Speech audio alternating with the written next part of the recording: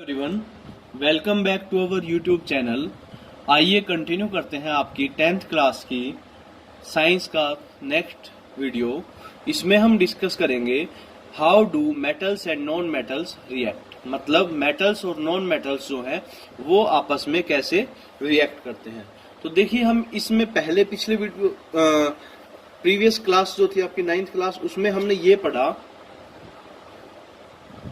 कि जो एटम्स हैं उनका इलेक्ट्रॉनिक कॉन्फ़िगरेशन जब हमने देखा तो हमें ये मिला कि वो एटम्स जिनके वैलेंस शेल में सबसे बाहर वाली जो शेल होती है उसके अंदर जो इलेक्ट्रॉन्स रिवॉल्व करते हैं, अगर वो इलेक्ट्रॉन्स जो हैं 8 हैं या 8 से कम है, 8 हैं तो वो कम रिएक्टिव होंगे, लेस रिएक्टिव होंगे, लीस्ट रिएक्टिव होंगे, जिनको हमने नाम दिया था नोबल गैसेस,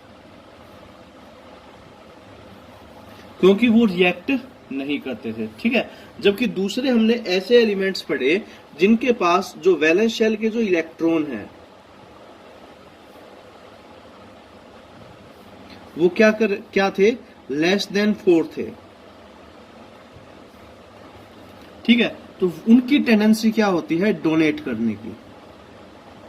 वो क्या करते हैं, इलेक्ट्रॉन्स को डोनेट करते हैं। जबकि अगर हम बात करें इलेक्ट्रॉन्स मोर देन 4 की, मतलब कि या तो 5 हो, 6 हो या 7 हो, वो क्या करते हैं, इलेक्ट्रॉन को गेन करने की टेंडेंसी जो है वो ज्यादा रखते हैं। इसी बेस पे हमने क्या कर लिया, मेटल्स और नॉन मेटल्स को दोबारा से रीडिफाइन हम कर सकते हैं। ठीक है, कैसे लिखेंगे, those elements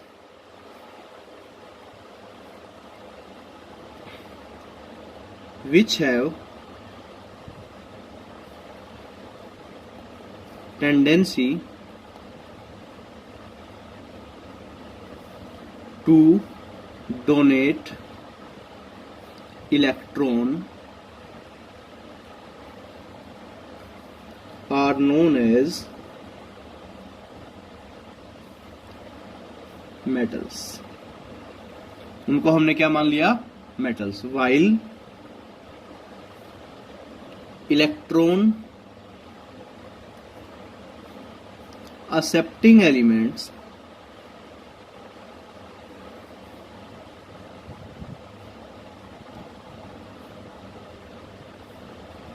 are known as non metals। ठीक है, तो बिल्कुल सिंपल डेफिनेशन हमने रख ली कि वो एलिमेंट्स जो कि इलेक्ट्रॉन को डोनेट करते हैं वो क्या कहलाएंगे, मेटल्स, और जो इलेक्ट्रॉन्स को एक्सेप्ट करते हैं वो क्या कहलाएंगे, नॉन मेटल्स कहलाएंगे। ठीक है, जैसे कि अगर हम बात करें कुछ नोबल गैसेस की, जैसे कि हीलियम। हीलियम के पास जो है एटॉमिक नंबर है 2, और इसके के शेल में कितने इलेक्ट्रॉन है, एल में, एम एल और एन में। ये हम 9th क्लास में पढ़ के आए हैं। ठीक है, तो के शेल में कितने इलेक्ट्रॉन है, 2। तो क्योंकि इसके के शेल में 2 इलेक्ट्रॉन है तो ये इलेक्ट्रॉन को डोनेट नहीं करता। ठीक है, डपलेट के लॉ को क्या करेगा, ये फॉलो करेगा। ठीक है, उसके बाद हम बात करते हैं नियोन की। नियोन का एटॉमिक नंबर है 10। ठीक है, 10 है तो के शेल में 2 और अगले शेल में 8। अब देखिए, इसके वैलेंस शेल में कितने इलेक्ट्रॉन है, 8। तो ना तो ये इलेक्ट्रॉन को डोनेट करेगा, ना ही ये एक्सेप्ट करेगा। तो ये जो है ये भी क्या है, आपकी नोबल गैस है। ठीक है, इसी तरीके से अगर हम बात करें आर्गन की, एटॉमिक नंबर 18, तो 2, 8 और 8। ठीक है, तो इसके वैलेंस शेल में भी कितनी है, देखिए इसकी वैलेंस शेल ये थी, इसकी वैलेंस शेल ये है, इसकी वैलेंस शेल ये है। ये जो है कंप्लीटली फिल्ड है, इसमें और इलेक्ट्रॉन्स नहीं आ सकते। तो ये किसकी तरह बिहेव करेंगे, आपके नोबल गैसेस। ठीक है, अब देखिए हम बात करते हैं मेटल्स की,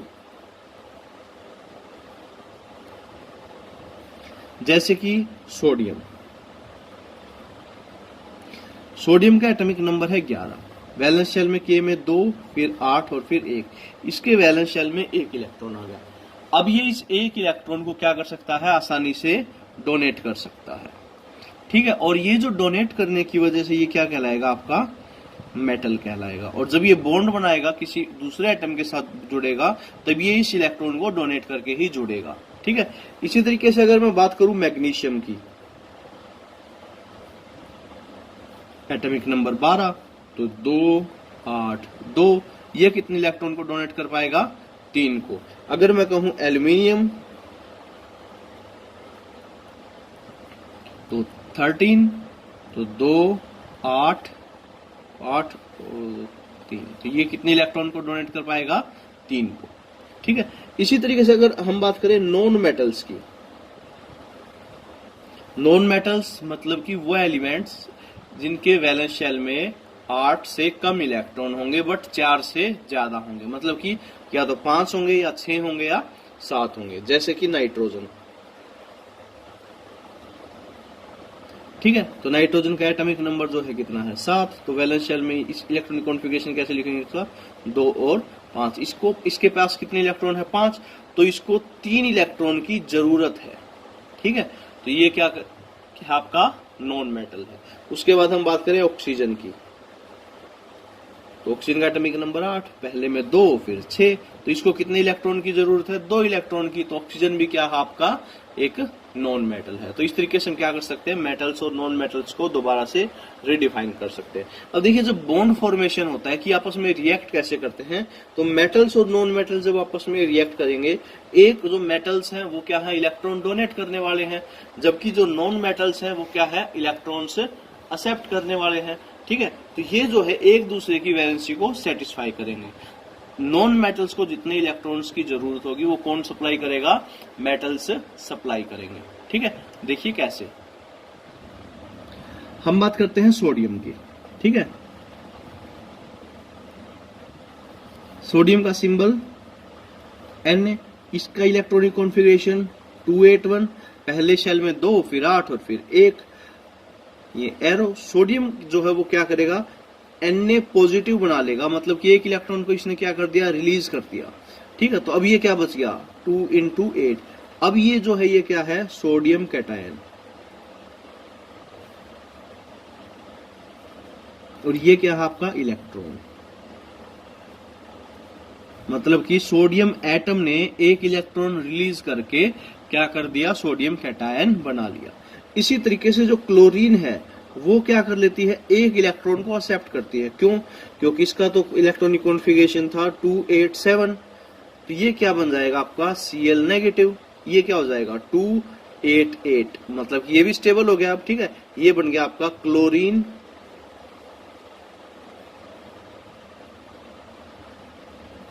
एनायन। ठीक है। तो ये जो है अब क्या होगा? इसको हम ऐसे लिख सकते हैं कि Na के पास जो एक एक्स्ट्रा इलेक्ट्रॉन था, जो ये वाला है, ये इसने क्या कर दिया? क्लोरीन के पास कितने इलेक्ट्रॉन थे? मैं ये जो क्रॉस के सिंबल बना रहा हूं इसका मतलब है एक इलेक्ट्रॉन। पहले थे इसके पास 7 इलेक्ट्रॉन, ये एक इलेक्ट्रॉन जो है सोडियम ने इसको डोनेट कर दिया और इसके साथ क्या कर लिया? परमानेंटली ये जुड़ जाएगा, ये बन जाएगा Na पॉजिटिव और ये रह जाएगा आपका Cl नेगेटिव। 6 और एक 7 इलेक्ट्रॉन तो इसके खुद के, और ये वो एक इलेक्ट्रॉन जो इसने सोडियम से छीन रखा है। ठीक है। तो ये जो है अब क्या बन गया आपका? Sodium chloride. ठीक है। तो इस तरीके से जो है केमिकल्स जो है, मतलब कि मेटल्स और नॉन मेटल्स जो है वो क्या करते हैं? आपस में रिएक्ट करते हैं। ठीक है। इसी तरीके से अगर हम बात करें मैग्नीशियम क्लोराइड की, मैग्नीशियम की बात करें तो इसका इलेक्ट्रॉनिक कॉन्फ़िगरेशन है 282। ये क्या करेगा? 2 इलेक्ट्रॉन को रिलीज करेगा, तो ये बन जाएगा Mg2 positive plus 2E negative. जबकि क्लोरीन जो है उसी की तरह बिहेव करेगा जैसे पीछे सोडियम क्लोराइड में था, 287 प्लस E नेगेटिव, ये क्या बन जाएगा? Cl नेगेटिव और 288 क्लोराइड या क्लोरीन आयन। और देखिए यहाँ पे मैग्नीशियम 2 इलेक्ट्रॉन रिलीज कर रहा था, इसका मतलब एक मैग्नीशियम आयन जो है वो 2 क्लोरीन के साथ बॉन्ड बना सकता है। ठीक है। तो यहाँ पे बॉन्ड फॉर्मेशन जो है वो कैसे होगी? Mg के पास 2 फ्री इलेक्ट्रॉन है, ये एक क्लोरीन फ्री रेडिकल या एक क्लोरीन का एटम जिसके पास 7 इलेक्ट्रॉन है, ये दूसरा क्लोरीन, इसके पास भी 7 इलेक्ट्रॉन्स हैं।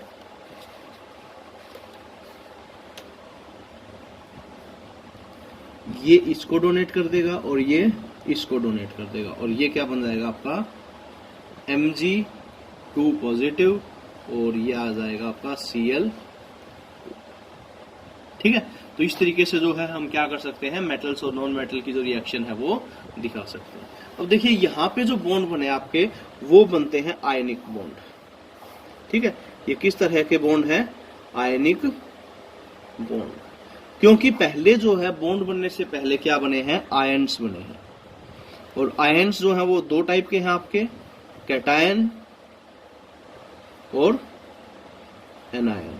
कैटायन के ऊपर पॉजिटिव चार्ज, एनायन के ऊपर नेगेटिव चार्ज। ये दोनों आपस में जुड़ते क्यों हैं? देखिए हमने चार्ज के बारे में पहले पढ़ा हुआ है कि चार्ज की क्या प्रॉपर्टी है, कि अपोजिट चार्ज जो होते हैं वो क्या करते हैं, एक दूसरे को अट्रैक्ट करते हैं। ठीक है, क्या करते हैं, opposite charge attract each other. तो यहाँ पॉजिटिव और नेगेटिव चार्जेस के बीच में फोर्स ऑफ अट्रैक्शन होगा, उसी फोर्स ऑफ अट्रैक्शन की वजह से ये जो एटम्स हैं ये आपस में जुड़े रहेंगे।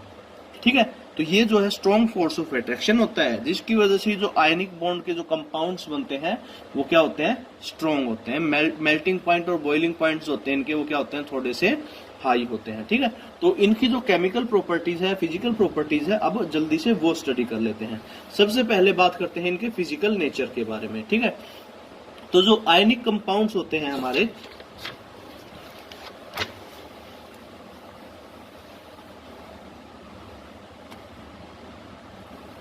ठीक है चलिए, तो जो आयनिक कंपाउंड्स हैं हमारे, हम स्टडी कर रहे हैं प्रॉपर्टीज ऑफ आयनिक कंपाउंड। ठीक है, तो आयनिक कंपाउंड्स जो है वो क्या है, हार्ड होंगे, सॉलिड होंगे, क्योंकि फोर्स ऑफ अट्रैक्शन कैसे है, स्ट्रॉन्ग है।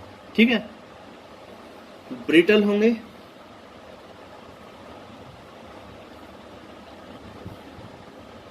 ब्रिटल का मतलब क्या है, जब ये थोड़ी सी ऊंचाई से गिरेंगे अगर, या इनको हिट किया जाए थोड़ा जोर से, तो ये क्या हो जाएंगे, बिखर जाएंगे, टूट जाएंगे, क्रिस्टल्स की फॉर्म में होंगे ये। ठीक है, उसके बाद हम बात करते हैं high melting and boiling point. High melting and boiling point, इनका जो मेल्टिंग पॉइंट है और जो बॉइलिंग पॉइंट्स हैं वो क्या होंगे, हाई होंगे। रीजन आपको पता है, अभी अभी मैंने आपको बताया कि क्योंकि इनके बीच में जो फोर्सेज हैं वो कैसे हैं, स्ट्रॉन्ग इंटर आयनिक फोर्सेज हैं। ठीक है, तो तीसरा पॉइंट जो है वो है सोल्यूबिलिटी। ठीक है, तो ये जो है सोल्यूबल होंगे इन वाटर। ठीक है, क्योंकि आयनिक फॉर्म में ही है। ठीक है, तो पॉजिटिव और नेगेटिव आयन्स जो हैं, जैसे ही हम वाटर के अंदर उसको डिसोल्व करेंगे वो डिसोशिएट हो जाएंगे, आयन्स अलग अलग हो जाएंगे और वाटर के अंदर वो आसानी से डिसोल्व हो जाएंगे। ठीक है, और फोर्थ जो है इलेक्ट्रिकल कंडक्टिविटी।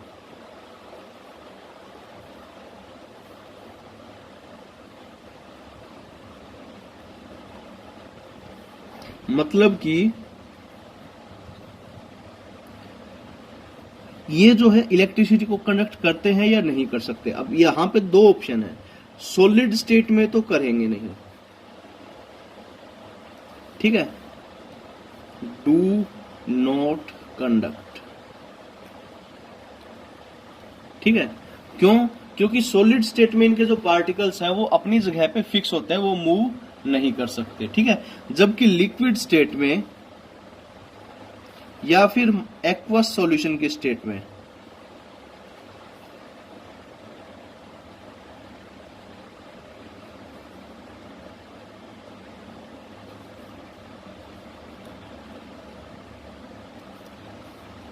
क्या करेंगे, कंडक्ट करेंगे। ठीक है, मतलब कि अगर हम इनको पिघला के यूज करें कंडक्ट करने के लिए, तो ये इलेक्ट्रिसिटी को क्या करेंगे, कंडक्ट करेंगे। ठीक है, तो ये जो है आपका मेटल्स और नॉन मेटल्स की रिएक्शन के बारे में था कि वो कैसे रिएक्ट करते हैं। अगली वीडियो में हम डिस्कस करेंगे occurrence and extraction of metals. I hope कि आपको समझ में आया। Thank you.